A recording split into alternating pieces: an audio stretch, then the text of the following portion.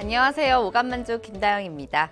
자, 뉴욕 증시는 금리 인하 기대감에 사흘째 랠리를 이어갔습니다. 국내 증시 투심에도 긍정적 영향을 미칠 것이다 라는 전망들이 이어지고 있는데요. 이 한 주의 마무리 금요일 장입니다. 오늘 어떤 시장 흐름 이어질지 오감만족과 함께 살펴보시기 바랍니다. 참여 방법 바로 안내 도와드릴게요. 카카오 플러스 친구 오감만족을 친구 추가해 주시고요. 고민 종목, 매수가와 비중, 마지막으로 매수일까지 이렇게 4가지 남겨주시면 상담 접수 도와드리겠습니다. 네, 유튜브 영상 댓글로도 종목 상담 신청 받고 있으니까요. 많이 남겨주시기 바랍니다. 자, 전문가님 그래도 뭐 저번 주보다는 시장이 좀 좋아 보이는데 개별주 위주의 흐름도 좀 좋아 보이고요. 자, 시장 이야기 나눠볼까요? 하기 전에 제가 전문가님 인사 소개를 안 드렸네요.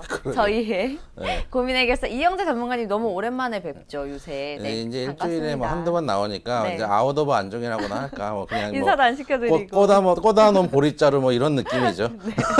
아닙니다. 그럴 리가요. 너무 이제 저랑 투 MC 드셔서 소개를 안 했는데 자, 시장 좀 이번 주는 좀 그래도 괜찮은 것 같은데 어제 쉬고 오늘 또 네. 열렸잖아요. 월요일 같은 느낌이 조금 들어요. 네. 어떻게 보세요?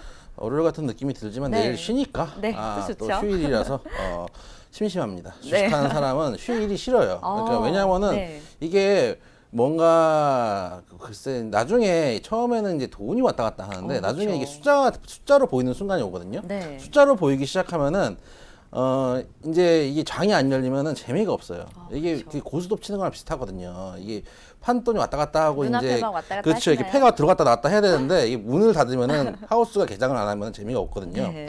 그런 측면에서 사실은 주식쟁이들은 뭐 주말이나 연휴를 별로 안 좋아하는데 또 이제 불확실성도 있고 그렇죠. 연휴 동안에 이제 연휴가 특히 추석이나 설 연휴가 되면은 이걸 팔고 가야 될 것이냐. 그러니까 무슨 일이 일어날지 그렇죠. 모르니까 너무 불안하죠. 괜히 예를 들어서 뭐 안 좋은 이슈가 나와서 네. 뭐 시작하자마자 뭐 개파락으로 시작해버리면 또 감당을 못하니까 그렇죠. 그래서 통상 이제 연휴 전에는 좀 비중을 줄이는 경우도 좀 있죠. 네네. 그래서 최근에 저희 장은 일단은 차트 한번 보시면은 네, 차트 볼게요. 일단 1차 저지선에서 저지가 된 모습이 제가 뭐 계속 말씀드렸던 게 현재 시점 한 2050선 이쪽 라인에서 지지가 되면 제일 좋고 네. 최하까지는 1990선까지 열어놓으셔야 된다라고 말씀을 드렸는데 그 당시에 같이 드렸던 말씀이 뭐냐 하면은 환율이었어요. 환율 전부 다 1200원 돌파한다고 모든 전문가들 얘기를 할 때 맞아요. 또 아니라고 했던 유일한 그 전문가. 네. 그래서 너무 유일해. 그래서 네. 1200선을 안 뚫지는 못하고 네네. 1960, 한 1197선에서 이제 일단은 다시 한번 하락을 주고 있는데 이 얘기는 뭐냐면 환율이 지속적으로 상승을 하면 전에도 말씀드렸지만은 환율이 올라가면은 기본적으로 주식이 하락할 가능성이 높다라고 생각하고 제가 차트도 보여드렸었는데 네. 이제 수급이 이제 환율이 지속적으로 이제 추세적으로 상승을 할 경우에는 자금이 빠져나갈 수 있는 가능성이 높아지기 때문에 주식에도 안 좋은 영향을 미치는데 네. 그때도 제가 드렸던 말씀이 뭐냐면은 1200 뚫을 수 있다. 뚫을 수 있는데 네. 얘 차트를 보시면은 전고점 대비해 가지고 남아 있는 자리가 얼마 안 남아 있기 때문에 먹을 게 별로 없다. 네. 지금 예를 들어서 저점부터 여기까지 올라왔는데 네. 요만큼 더 먹으려고 환차익을 노리려고 강하게 매도를 치기는 좀 어렵다. 그렇기 때문에 1200을 누구나 뚫을 거라고 생각을 하기 때문에 환거래를 하는 사람 입장에서는 네. 그러면은 추가로 상승에 베팅을 하는 특히 우리나라 기관 투자자들 같은 경우는 상승에 베팅을 하는 경우들이 많을 텐데 네. 그 상승에 베팅을 할 때 매도를 치는 거죠. 받아주는 새가 있을 때 매도를 치고 오히려 이제 원화를 사는 게 네. 저라면 그렇게 할 거라고 생각을 해요. 왜냐하면 이제 기대 수익이 높지가 않기 때문에 네. 거기다가 그래서 그때도 드렸던 말씀이 만약에 가게 되더라도 1200을 돌파하게 되더라도 네. 한번 조정을 주고 한 1600에서 1500대, 1150대까지 내려온 다음에 갈 가능성이 높다라고 말씀을 드렸었는데 그 이유는 그 정도 가격대가 되고 1200선을 뚫어야지 먹을 게 좀 있단 말이에요. 한차 이익을 볼 폭이 커지기 때문에 네. 그런 측면에서 현재 시점 일단은 환율이 조금 안정세를 보이고 있고 네. 주식도 좀 2000 어쨌든 간 50선 레벨에서는 좀 돌려주고 있기 때문에 일단은 안정세인 건 맞아요. 근데 그때도 이제 드렸던 말씀이 와장창 깨지기 좀 어렵다고 말씀드렸던 게 우리나라는 힘든데 그때 제가 이제 지난주 왔을 때 중국하고 네. 미국하고 나스닥 다우하고 우리나라 지수를 네 차트를 네 칸을 해가지고 한번 보여드렸잖아요. 네, 그래서 맞아요. 우리나라 차트만 부서지고 미국하고 중국 차트는 견조한 모습을 제가 한번 보여드렸었는데 네네. 그건 세계적으로 리스크가 경제적인 리스크가 있다기보다는 우리나라가 사실 더 세게 맞은 부분도 있기 때문에 오히려 저가 메리트는 있었다라고 판단이 좀 돼요. 네. 일단은 미국 시장 뭐 전일도 그렇고 최근에 계속 상승을 해주는데 특히 이제 금리 인하 가능성이 대두되면서 2% 넘게 상승을 했던 걸 보여줬고 저희가 이제 그때 뭐 제 방송에 나온 때가 아니기 때문에 말씀 못 드렸지만 일단은 금리 인하 가능성을 언급을 한 것 자체가 일단 시장엔 좀 좋은 영향을 미치고 그쵸. 있고요. 왜냐하면 이제 금리 인상을 해서 하면 일단은 뭐 무위험 수익을 올릴 수 있는 자산들 폭도 높아지고 하기 때문에 그것보다 오히려 인하를 해주는 게 훨씬 더 이제 주식시장에 수급이 들어오기 편하다 네. 그런 측면도 있고 다행인 거는 뭐냐면은 금리 인하를 한다는 걸로 인해서 시장에서 긍정적인 반응을 했다는 것 자체가 사실 의미가 있어요. 왜냐하면은 반대로 금리 인하를 한다고 했는데 시장에서 아 이거 경기가 진짜 안 좋아지는 거야? 라고 반응을 해서 네. 오히려 매도세가 나와버리기 시작하면은 그것도 그것대로 문제이기 때문에 시장에서 반응도 좋았고 금리 인하 가능성을 열어놓은 것도 네. 시장에 긍정적인 영향을 미쳤던 게 서로 상호작용을 한 거죠 사실은. 그쵸. 상호작용을 했다고 판단이 되고 일단은 미중 무역 분쟁 얘기를 또 안 할 수는 없는데 안 할 수는 없는데 지금 얘기는 뭐 G20 정상회담 이후로 얘기를 좀 해보고 네. 하겠다라는 얘기도 있고 한데 저희는 항상 말씀드리지만 미중 무역 분쟁이 시장에서 강하게 반응하기에는 이미 신선도가 많이 떨어진 이슈다라고 생각이 되고 최근에는 이제 멕시코 얘기도 나오고 있죠. 관세 부과를 연기할 수 있는 연기를 할 수도 있다는 소식이 있긴 하지만 결국은 불법 이민자 문제 때문에 관세 부과를 추가를 하겠다는 얘기이기 때문에 네. 연기를 할 수 있다는 얘기지 부과를 하겠다는 얘기이기 때문에 그건 아직도 남아있는 리스크라고 생각해요. 우리가 예전에 미중 무역 분쟁 얘기할 때도 연기될 수도 있다, 완화될 수도 있다, 해결될 수도 있다 하다가 결국은 주식이 부러지는 거기 때문에 맞아요. 이것도 사실은 불확실성이 있다는 자체로 그 자체로 아직은 리스크라고 봐야 되지 네. 않을까라는 생각이 들고 어떻게 보면은 전 세계 시장이 이제 트럼프의 스탠스에 조금 익숙해진 것 같아요. 그러니까 뭐라 그럴까요? 걸어가고 있는 사람한테 멀쩡하게 잘 걸어가고 있는 사람한테 짐을 씌워줘요. 짐을 얹혀놓고 힘들어하면은 그거 내려줄까?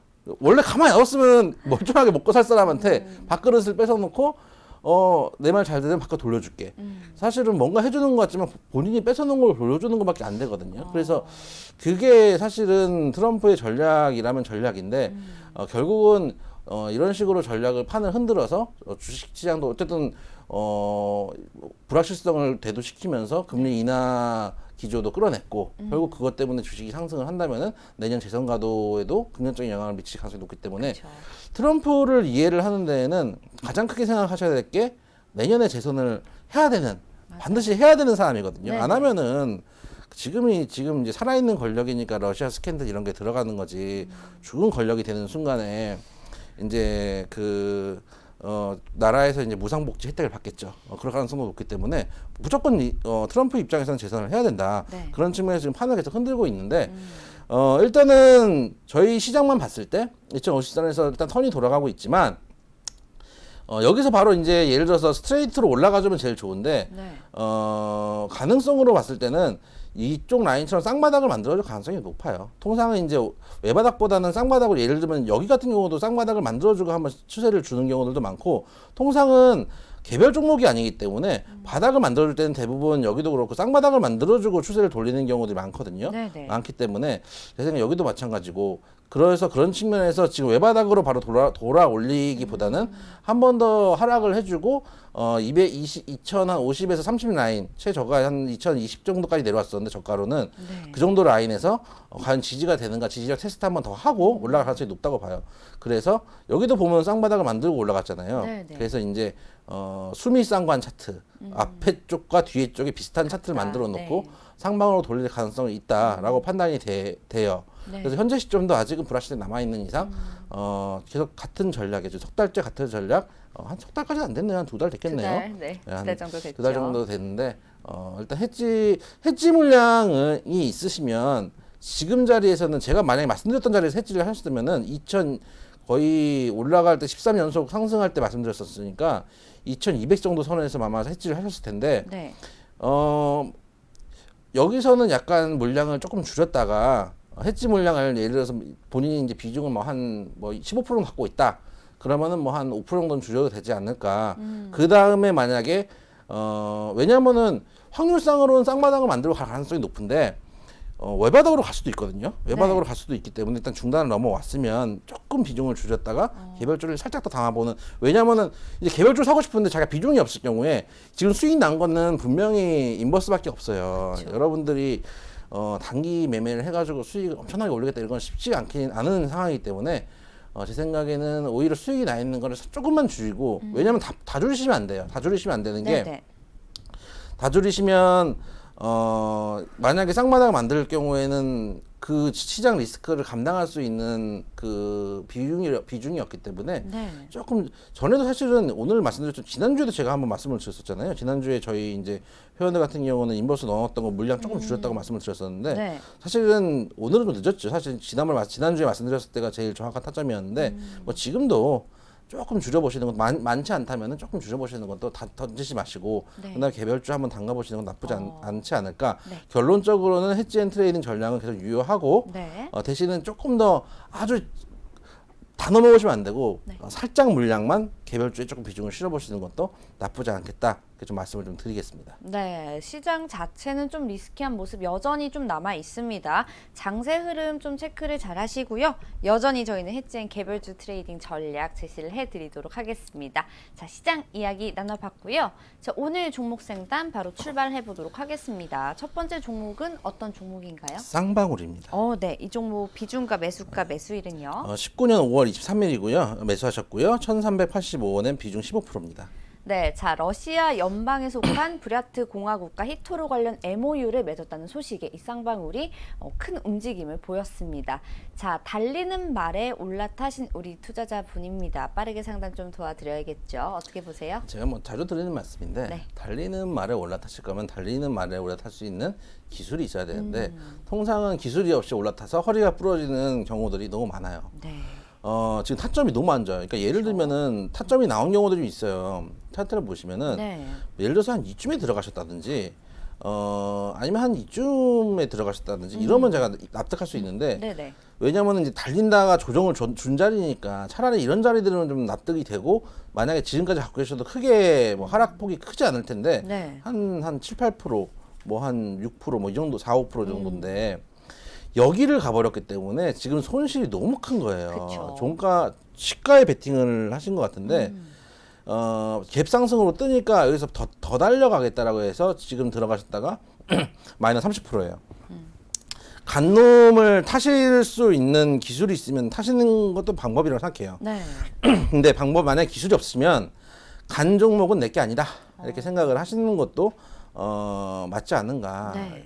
계속 간 종목만 따라가니까 이게 왜 따라가는지는 알아요. 왜냐면 지루하기 때문에 자꾸 발 빠른 애들을 찾아가는데 네네. 주식에서 돈을 벌려면 이 남의 돈 버는 게 그렇게 쉬운 일이 아니에요. 그래서 인내를 하시고 시간을 들여야 되는데 예를 들어서 뭐 이런 구간에서 조금 이렇게 좀 한적한 구간에서 들어가셨다가 버티지를 못하고 나오시는 경우들이 많거든요. 네네. 그래서 결과적으로 고생을 좀 하시고 계시는데 일단 쌍방울은 여러분들 잘 아시는 그 내복 만드는 회사, 네. 빤스를 만드는 회사죠. 여러분들 잘 아시는. 네, 속옷. 특히 그쵸. 여러분들이 잘 아시는 트라이. 그렇죠. 멋진 남자, 멋진 여자, 오트라이. 전 트라이 하면 그 광고밖에 생각이 안 나요. 덕화 형님이 저희 나이 때는 다 아실 거예요. 저 알아 이거. 그죠? 이거 아시죠? 딱 치는 예. 거. 그 벽키스의 원조. 예, 벽키스. 그치? 네. 그래서 네. 그 오트라이를 하는 그 네네. 회사인데 쌍방울.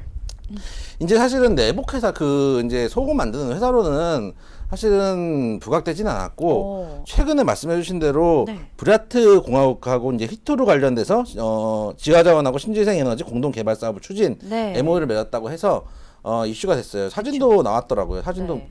제가 한번 보여드리면은 지금 거기다가 이제 이게 왜 그 뉴스거리가 됐냐면 특히 최근에 중국하고 미국하고 싸우면서 네. 중국이 이제 미국에서 본인들이 하고 있는 제공하고 있는 보시면 사진도 나오거든요. 이렇게 해서 네. 진짜로 강림하고 진짜로 MOU 체결이라고 이제 이게 나왔어요. 있네요. 네. 나와가지고 진짜로 갑자기 너무 뜬금없이 그냥 마치 합성처럼. 그렇죠. 네. 이게 진짠가 사진까지 넣었으니까 뭐 할 말은 없는데 그렇죠. 진짠가라고 싶을 정도로 뜬금없이 이런 뉴스가 터졌어요. 네. 근데 이제 중국하고 미국하고 히토류 가지고 싸우잖아요. 그쵸. 중국이 이제 너희들 대부분 히토류 우리 거 쓰지? 이제 수출 제한할 거고 이런 식으로 나오고 있는데 그래서 심지어 히토류 관련 종목들 T플렉스부터 해서 올라가고 있는데 맞아요. 이런 뉴스가 터지니까 갑자기 떡상 그래서 상한가를 맞고 다음날 갭상승을 무려 시가가 13% 시작을 상승을 해가지고 시작을 하고 음봉이 나왔는데 네네. 만약에 이게 진짜고 이제 MOU라는 거는 여러분들 이제 옛날에 이제 우리 MB 각하 시절에 MOU 체결했다고 뭐 그런 얘기 원전 관련해서 많이 들었을 텐데 MOU는 아무 의미가 없어요. 아무 의미 없고 그냥 뭐라 그럴까요? 예를 들어서 회사하고 만약에 계약을 하면은 네. 우리가 계약서를 쓰기 전에 뭐 사전 협의를 하잖아요. 뭐 그쵸. 이렇게 우리 뭐 회사에 올 거니 말 거니 뭐 요즘 너 어떻게 지내니 뭐 이런 느낌 아무것도 사실 법적인 그 제재가 효력은 없는데 그냥 우리의 신뢰를 확인하고 투자를 유치하기 위해 통상 이제 투자 유치하려고 MOU 체결하는 경우가 많거든요. 네네. 그런 측면에서 이제 하는 건데 사실은 너무 뜬금없는 뉴스긴 하지만 현실 가능한 얘기도 하잖아요. 현실 가능한 얘기이기도 해서 제 생각에는 수혜를 좀 받은 측면이 있어요. 네. 그리고 최근에 재무제표를 한번 보면은 쌍방울 보죠. 같은 경우는 제가 이제 오늘 들어오기 전에 재무제표 봤는데 네. 보니까 독특한 게 영업이익이 적자였다가 뭐 작년에 조금 흑자가 줬다가 올해 이제 흑자 전환하고 뭐 이런 거는 뭐 이해가 되는데 네네. 그 밑에 보면은 금융 수익이 2017년에 엄청 크게 잡혔다가 2296억 잡히고 그 다음에 1263억 잡히고 네. 금융 원가 비용이죠. 비용이 이제 2018년에 2470억이 잡히고 이렇게 그게 뭔가 봤더니 파생상품 수익하고 파생상품 손실이에요. 비용이에요. 자산 평가 손실 나고 뭐 수익 나고 하는데 이게 빤스 장사로 이제 돈이 어느 정도 한계가 있으니까 네네. 다른 길들을 좀 찾고 있는 것 같아요. 그래서 제 생각에는 히토류 쪽으로도 손을 뻗으려는 게 거짓말은 아니겠구나 하는 생각 좀 들어요. 그런 측면에서 추가 상승 가능성도 있다라고 보고 네. 특히 히토류 관련하면은 북한 관련해서도 사실은 그 수혜라기보다는 기대감이 있을 수 있거든요. 그쵸. 북한에 이제 매장 자원이 많기 때문에 네. 지하자원 관련주, 광물자원 관련주로 분류될 가능성도 있어요. 그렇기 때문에 쌍방울 지금 던지기는 아깝고 네네. 반등 시에는 왜냐하면 지금 자리가 들어간 자리가 좋지 않기 때문에 반등 네. 시에 매도를 하셔야 돼요. 그러니까 좋은 자리에 제가 자주 드리는 말씀인데 좋은 자리에 들어가신 분들은 추세를 볼 자격이 있는데 좋은 자리에 들어가지 못하신 분들은 추세를 볼 자격 없어요. 왜냐하면 기다렸다가 인내 시간을 거치고 이제 자기가 투자를 해가지고 뭐 좋은 자리에서 이제 잡는 거지. 네. 예를 들어서 뭐 상단에서 위에 잡아가지고 나는 사실 탐욕으로 들어가신 거잖아요. 탐욕으로 들어가시고 도박을 하셨는데 나는 그래도 수익을 볼 것이다. 라고 하면은 뭐 3분의 1 토막, 4분의 1 토막을 보는 경우도 너무 많기 때문에 타점이 안 좋기 때문에 일단은 반등하셨을 때는 매도를 하시는 게 맞다라고 네. 생각이 되고 만약에 하방으로 더 빠지면은 최소한 이 자리는 지켜줘야 돼요. 한 900원대 정도는 지켜주는 게 네. 지켜주지 않으면 이제 하방으로 아예 쏟아져 내릴 수 있기 때문에 지켜주지 못하면 일단 매도를 치는 게 맞다. 그래서 반등 시 매도 의견 좀 드리겠습니다. 네, 자, 첫 번째 종목인 쌍방울에 대해서는 반등 시 매도 의견 제시해 주셨습니다. 자, 계속해서 다음 종목도 상담 이어가 볼게요. 이번엔 어떤 종목인가요? 오늘은 빤스 특집 네. BYC입니다. 네, BYC. 이 종목 비중과 매수가 매수일은 어떻게 되죠? 16년 2월 11일 날 오, 매수하셨고요. 네네. 54만 원에 비중 25%입니다. 네, 자, 모르시는 분들이 없을 것 같은 두 번째 상담 종목은 BYC입니다. 자, 메리아스 하면 BYC, BYC 하면은 메리아스가 아니겠습니까? 네. 그렇죠? 고유 수식어처럼 이렇게 되어 있는데 이분은 매수하신 지가 2016년도세요. 좀 오래되셨는데 좀 너무 장기간 묵은지처럼 가지고 그럼요. 계셔가지고 어떻게 대응하셔야 될지 고민이 많으실 것 같거든요. 그 묵은지도 네. 제가 알기로는 3년 묵은 묵은지는 한 5년이 먹었다 뭐 우리 많이 먹을수록 좋다고 생각하잖아요. 근데 네. 실제로는 먹을 수 있는 양이 전혀 줄어드는 거예요. 사가서 밖에 부분 다 사가지고 다 떼낸대요. 그것처럼 네. 점점 먹을 수 있는 게 줄어들고 있어요, 지금. 2019년도인데 너무 좀 오래 보유하신 이유가 또 있으실 것 같아요. 대부분 그렇죠. 어떤 이유로 보유를 하시냐면은 네. 망하겠어, 이 회사가. 이 회사가 망하겠어? 이 생각, 그러니까 예전에도 손실 나신 이제 회원분들하고 통화를 해보면은 네네. 왜 사왔어요? 그러면은 뭐 2차 차에 샀대요. 대부분 이유가 없어요. 좋은 거 같아가지고 샀대요. 네. 그럼 이거 왜 안 팔았어요? 빠지는데 했더니 뭐 좋은 회사니까 망하겠어요? 저한테 항상 물어보는 게 이 회사 망할 것 같아요? 이거 되게 많이 물어보세요. 이거 망하는 회사예요? 근데 누가 봐도 BYC는 망할 것 같은 회사가 아니기 때문에 그렇죠. 버티고 계시는 거고 최근에 실적을 보면은 네. 최근에 실적도 나쁘지 않았던 걸로 제가 기억을 하는데 네. BYC 같은 경우는 일단 재무제표상으로도 크게 뭐 수익이 많이 내진 않지만 영업이익도 뭐 꾸준하게 올라오고 있고 네. 올해 이제 1분기 수익도 영업이익은 47.6% 정도 되기 때문에 상승했기 때문에 네네. 영업이익만 보면은 당기순이익이나 세전이익은 빠졌지만 일단 영업이익만 보면은 아직 뭐 크게 문제 있는 회사도 아니고 그래서 흑자를 내고 있는 회사인데 네. 그럼에도 불구하고 일단 보유 의견을 제가 결론적으로 제시를 드릴 건데 네네. 사실은 제가 이제 투자의 참고로 들으세요. 투자의 참고로 네. 들으시면 되는데 한 3, 4년 전에 BYC가 제 거래처인 적이 있었어요. 진짜요? 네. 그래서 제가 이제 BYC 내부 문제를 좀 잘 아는데 네. BYC 본사가 구로 디지털 쪽에 있거든요. 디지털 쪽에 있는데 이게 뭐라 그럴까? 저는 사실은 처음엔 되게 인상 깊었어요. 인상 깊은 게 그 BYC가 지금 주로 하는 사업이 뭐냐면 소급하는 사업이 아니에요. 지금 주력 사업은 부동산 사업이에요. 그래요? 예, 부동산을 엄청 지어놔요. 지금 의외네요. 가산 디지털 가도 BYC 무슨 무슨 뭐 그 건물이 있을 거예요. 있고 구로에도 있고 BYC 이름을 일단 BYC 빌딩들이 지금 되게 많아요. 실제로 본인들이 건물을 지어서 분양을 하거나 임대를 하는 사업을 지금 주로 하고 있어요. 네네. 그래서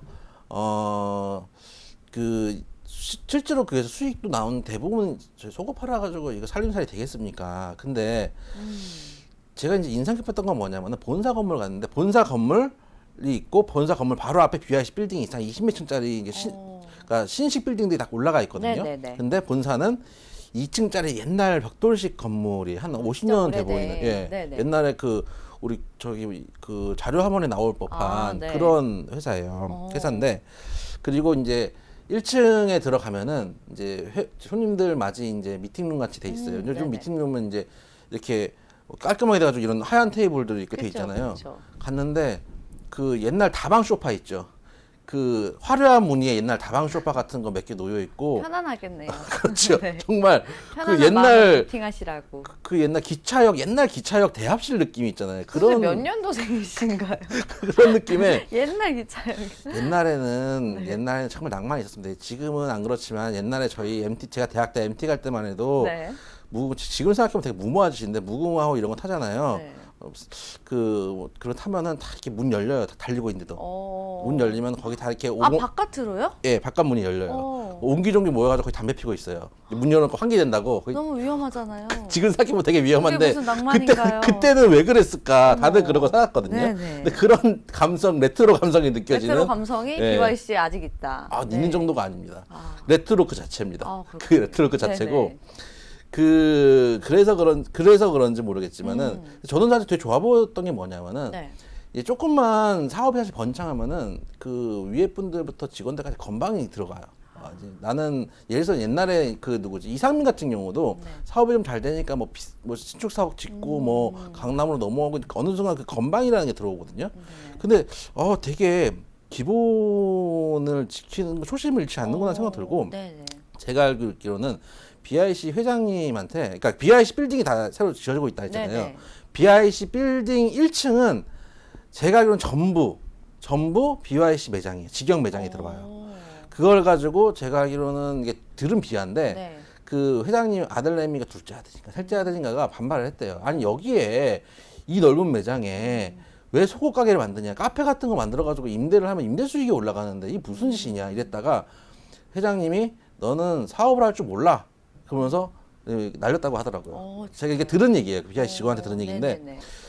한편으로는 사실은 카페를 하는 게 훨씬 더 단기적으로 임대 수익이 높아지는데 네네. BIC는 어쨌든 간 기본적으로 속옷 만드는 회사고 그쵸. 언더웨어 회사라고 우리가 인지를 하고 있기 때문에 네. 기업 본질을 훼손하지 않는 측면에서 또 예를 들어서 몇십 년 동안 쌓아온 이미지고 몇십 년 동안 네. 쌓아온 브랜드 이미지잖아요. 그게 거시적으로 봤을 때는 훨씬 더 그 직영 매장을 운영하는 비용보다 훨씬 더 큰 수익일 수도 있어요. 네네. 장기적으로 봤을 때. 그래서 기업 철학이 굉장히 좋은 것 같네요. 그래서 네. 되게 괜찮다라는 생각을 했어요. 네네. 근데 저는 이제 제가 뭐 회장님은 만나보지 못했고 실무자들하고 일하잖아요. 네네. 실무자들하고 일하는데 이 단점이 뭐냐면 이 회사 단점이 혁신이 없어요.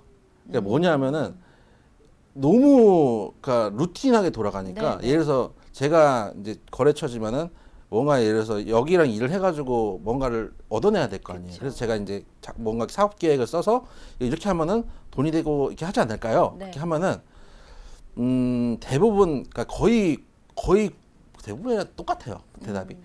아 위에서 이거 반대할 것 같은데요.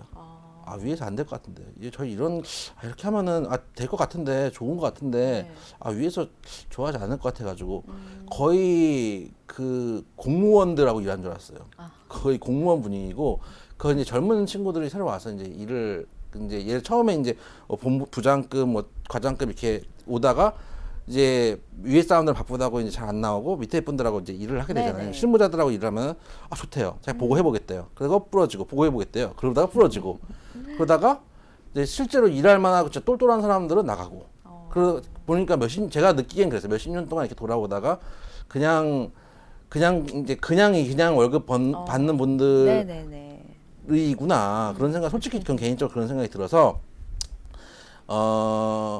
공무원 조직을 가지고 만약에 이제 회장님이 바뀌거나 새로 만약에 이제 2세 경영이 시작되고 3세 경영이 시작되고 뭐 이렇게 되면은 뭔가를 바꾸려고 했을 때 이미 조직들이 몇천 명의 조직이 이미 그런 식으로 기업 문화가 짜져버리면 네네. 아무것도 바꿀 수가 없거든요. 그런 측면에서 제 생각에는 그런 측면이 있다 정도만 말씀을 드릴게요. 네. 왜냐하면 저는 다 말하신 것 같은데. 왜냐면 저는 이제 거의 몇천 명 중에 일부하고 일을 해봤잖아요. 그쵸. 일부하고 일을 해봤는데 네.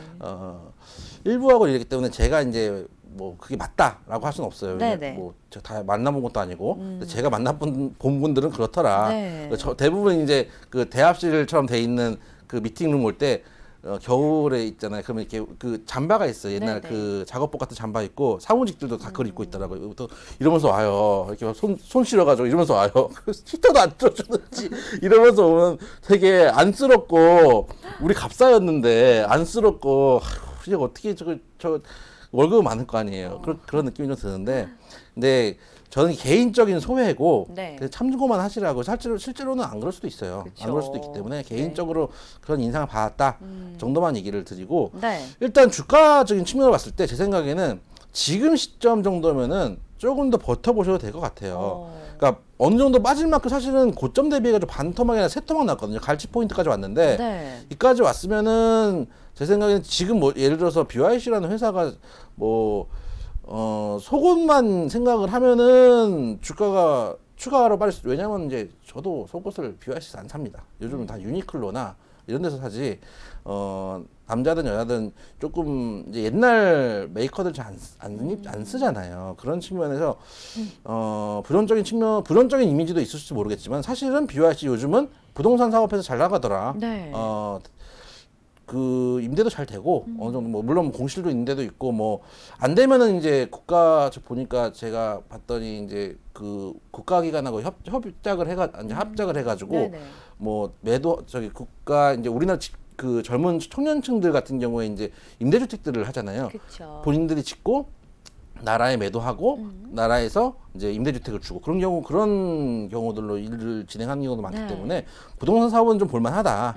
속옷 사업은 잘 모르겠고 나도 안 입으니까 잘 모르겠고 부동산 사업은 긍정적으로 볼 수 있지 않을까라는 생각이 들어서 일단 내려올 만큼만 내려왔고 바닥도 좀 잡은 것 같으니 네네. 보유 의견을 좀 말씀드리고요. 단 22만 원 깨지면 추가로 더 오를 수 있거든요. 그러니까 실적도 잘 나오고 괜찮은데 주가가 빠져요. 네. 주가가 빠지는 데는 이유가 없거든요. 그러니까 빠진다는데 어떡하겠습니까? 몇 년 동안 빠져왔는데 몇 년 동안 다 실적이 죽은 것도 아니었어요. 몇 년 동안 부동산 차곡차곡 올라가고 있고 몇 년 동안 임대 수익이 나오고 있어요. 그럼에도 불구하고 주가가 빠지면은 일단 매도를 하고 대응을 하셔야 되거든요. 그래서 손절가 22만 원 생각하시고 네. 보유를 하시면 되겠다 말씀을 좀 드리겠습니다. 네, 자, 두 번째 종목인 BYC에 대해서는 현재 시점 보유 그리고 손절가 22만 원을 제시를 해주셨습니다. 자, 계속해서 다음 종목도 살펴볼게요. 이번엔 또 어떤 종목인가요? 오늘 말씀드렸던 속옷 특집 하나 마지막 언더웨어 종목은 특집으로 네. 저희가 함께하고 있습니다. 어떻게 이렇게 같은 말도 고급스럽게 잘 만드시는지. 네. 저는 빤스 특집 이러고 있는데 이번에 어떤 종목이죠? 좋은 사람들입니다. 네 종목 비중과 매수가 매수일은요? 2월 22일 날 매수하셨고요. 네. 6,050원에 비중이 20%입니다. 네, 올해 2월 22일 날 매수를 하셨네요. 자, 세 번째 상담 종목은 좋은 사람들입니다. 방송인 주병진 씨와 관련이 좀 깊다고 하는데 어떤 이야기인지 궁금해져요. 일단 좋은 사람들 하면 대북주로 다 알고 계시고 그래서 저도 대북주인 줄 알아요. 대북주죠. 대북주죠. 대북주고 네. 차트 보시면 제가 항상 말씀드리는 대북에 선포인트가 있는 종목이에요. 네, 대북 네. 선포인트가 있는 종목이고 누가 봐도 대북주고 개성공단 관련주고 그렇죠. 최근에 우리나라에서 이제 그 개성공단 관련 기업인들 방북을 허가하면서 네.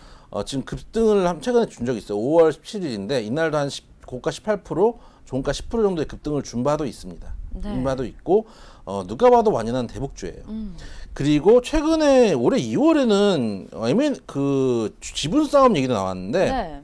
이게 어떻게 뭔 된 얘기냐면은 얘기인가요? 주병진 씨가 이제 창업주예요. 창업주인데 네. 이제 지금은 이제 지분을 매각을 했어요. 네, 근데 네.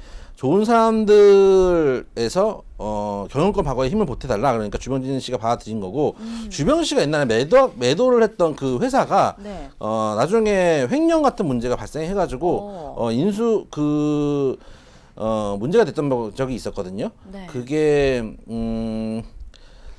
그 회사 이름이 회사 이름이 뭐죠? 너무 많이 써와가지고 그러니까 뭔 얘기냐면 주병진 씨가 네. 투자조합 같은데 지분을 팔았어요. 네네. 이제 앞으로 너희들이 이제 난 이제 안 하라니까 해서 팔았는데 알고 보니까 적대적 M&A를 하는데 실제로 M&A를 어떻게 진행하냐면은 회사를 죽여요. 한 회사를. 그럼요. 네. 죽여야 돼요. 왜냐면은 회사를 죽여야지 회사값이 싸진단 말이에요. 그래야 싸진 상태에서 그러니까 내부에 벌써 인원들도 집어넣고 이제 보고 각이 나온다 그러면은 내부에 뭐 취업도 시키고 협의도 하고 지분도 확보하고 이 상태에서 네네.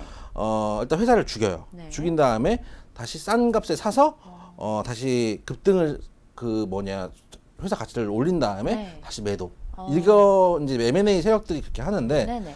그래서 이제 거기가 JHW 투자조합이라고 돼 있는데 이제 경영진이 원래는 우호 세력으로 들어왔는데 네. 실제로는 대주주가 되니까 분쟁이 되는 거예요.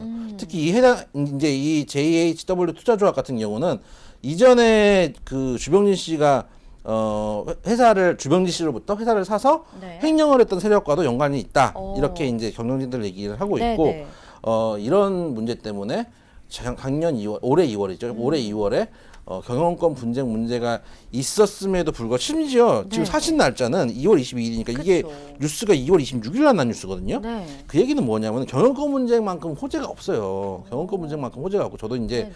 사고 있는 종목들이 경영권 분쟁 뭐 M&A 매각 이런 거 있으면은 뭐 물론 경우에 따라 다르죠. 그래서 현대중공업 이런 얘기는 이런 거하고는 좀 얘기가 다른데 네네. 거긴 지금 뭐 매달리고 뭐 뛰어내리고 뭐 난리도 아니더라고요. 부시 지난번에 뭐 주청하는데 뭐 와가지고 오토바이 타고 와서 뭐 침입 주청 뚫고 들어가고 보니까 뭐 거의 007이던데 그 얘기와는 좀 다르죠. 다른 그쵸? 얘기지만 다른 얘기죠. 통상은 이제 매각한다 그러면은 네. 작은 회사 같은 경우는 호재로 작용을 하는데 네네. 문제는 차트를 보시면 그럼에도 불구하고 이 장대 음봉이 나와요. 이 장대 음봉이 뭐냐면은 네. 뭐 안 봐도 비디오죠. 2월 28일 날 하노이 정상회담이 부러진 날이에요. 이게 뭐 언제인지 요즘은 하노이 정상회담이 언제 부러졌는지 전 보지도 않고 와요. 차트 보면 나오니까 그러네요. 이 2월 28일 날 무려 마이너스 25%를 가요. 네. 그 전에 이제 기대감 때문에 좀 상승한 부분도 있고 한데 이제 M&A든 뭐든 나와도 나는 이제 완전한 대북주다라고 이제 주장을 하고 있는 거죠. 그래서 주가 측면은 겨우 대북 문제를 볼 수밖에 없다라는 생각이 좀 들어요.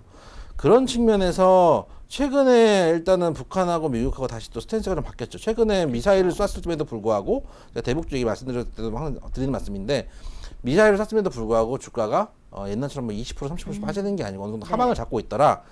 그리고 북한에서 미사일 쏜 다음에 얘기한 것도 그렇죠. 우리가 옛날에는 어떤 분위기였냐면 우리가 무슨 위대한 지도자의 영도 아래 탄도 미사일 무슨 뭘 성공했고 뭐 핵실험을 성공하고 이렇게 하지만은 이번에는 반응이